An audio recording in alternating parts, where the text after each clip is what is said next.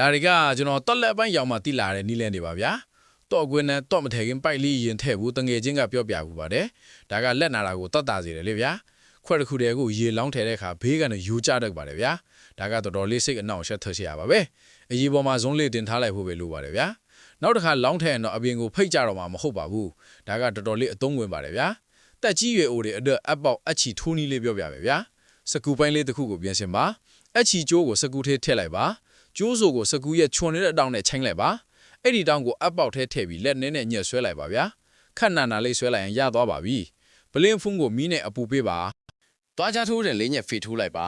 အပေါ်ပိုင်းကိုဖျက်ထုတ်လိုက်ပါဗျာဟင်းခက်အမွေးကြိုင်ထဲတဲ့ပလင်းအသင့်ဖြစ်ပါပြီတော်တော်လေးလက်တွေကျပါလေဗျာအရေးကြီးစာရွက်တွေတိတ်ကတ်ထွားရင်အတင်းဆွဲခွာတာကစာရွက်ပြဲစေပါတယ်ဗျာတက်ရက်အထိတ်နှစ်ဖက်ကိုဆွဲဆန့်လိုက်ပါစာရွက်ကတော့အကောင့်အတိုက်ကြနေခဲ့မှာပါပကန်းနှစ်ချက်ကန်နေရင်လည်းအတင်းမဆွဲခွာပါနဲ့ဗျာပကန်းကွဲပြီးတော့လက်ရှာနိုင်ရောပါဗျာပကန်းတွေကိုရေပန်းအောက်မှာခဏလောက်ထားလိုက်ပါဗျာပြီးမှရေအောက်မှာခွဲလိုက်ရင်အလွယ်တကူကွာသွားပါလိမ့်မယ်ဗျာပတိစိတ်အပေါက်တိသေးလွန်းနေရင်ကြိုးစားကိုမိကျင်နဲ့အပူပေပြီးဆွဲပါတင်းအောင်ဆွဲထားလိုက်ပါဗျာပိုနေတဲ့အပိုင်းကိုဖျက်ထုတ်လိုက်ပါနောက်ကြိုးစားတစ်ဖက်ကိုလည်းအပူပေပြီးလိမ့်ဖိလိုက်ပါဗျာဒီလိုဆွဲတဲ့ကျိုးနှစ်ဆက်ကတေးသေးချာချာပူသွားပါပြီအခုဆိုကျိုးတီးရတာလွယ်သွားပါပြီအသေးဆုံးပတိစိတ်လေးဒီကိုတော့အလွယ်လေးတီလို့ရသွားပြီလေဗျာရေကိုစူအောင်တီဇွန်းတစ်ချောင်းနဲ့ပြီးနေစီလေးနဲ့တုတ်လိုက်ပါ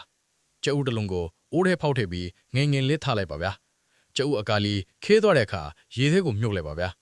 အခုဆိုလုံးဝိုင်းလာပါတဲ့ကျအုပ်ပြုတ်လေးကိုရောက်သွားပါပြီဗျာတန်ကြီးတန်နေတဲ့ကကြေးတွေကိုလွှင့်ပစ်လိုက်ပါနဲ့အောင်ဗျာ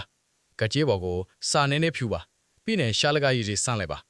မုံဖုတ်ဆိုတာလေးပါထပ်ထည့်ပြီးခဏလောက်စိန်ထွားလိုက်ပါဗျာစိန်ပြီးသွားတဲ့အခါမှာတော့ကကြေးကအစ်စ်လိုဖြစ်သွားပါလိမ့်မယ်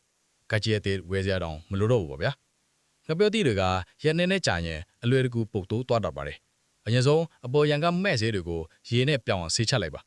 ပြီးရင်တ िश ူးဆက်ကူလေးနဲ့ချုပ်တွေ့တော့တုတ်လိုက်ပါဗလားတ िश ူးဆက်ကူကိုရေစွတ်ပြီးငပြောသည့်အညတွေကိုပတ်ထားလိုက်ပါဒါကငပြောသည့်ကနေအီတလင်းတဲ့ထွက်ရှိမှုကိုလျော့နေစေပါတယ်ဒါဆိုတပတ်လောက်အထိအလွယ်တကူလက်လက်ဆက်ဆက်ရှိနေမှာပါဗျာခရမ်းချင်းသီးနဲ့အောက်ချီတွေကိုတူတီချောင်းကိုထိုးထည့်လိုက်ပါဗျာပြီးရင်မီးအေးလေးနဲ့ညီအောင်ကန်ပေးပါဗျာအခုကလွယ်လွယ်ကူကူပဲကွာလာပါလိမ့်မယ်ဒီလိုလုံထားတဲ့ခရမ်းချင်းသီးကိုကလေးတွေပို့ကြိုက်တယ်ဗျာပိုက်တစ်ချောင်းကိုတဝက်ခောက်လိုက်ပါအလဲကနေနည်းနည်းလီးလိုက်ပါဗျာပြီးရင်တစ်ဖက်ကိုဖျတ်ထုတ်လိုက်ပါအင်ကအိတ်တွေကိုပိတ်ဖို့သုံးလို့ရပါလေဒီလိုလေးလှုပ်လိုက်ရင်ရပါပြီဗျာပကံဆေးချင်းအစာကျွေးတဲ့ကြံတွေရေစင်းပေါက်ပိတ်ဆေးတတ်ပါလေဗျာအချိုရည်ပလင်းကိုဖျတ်လိုက်ပါ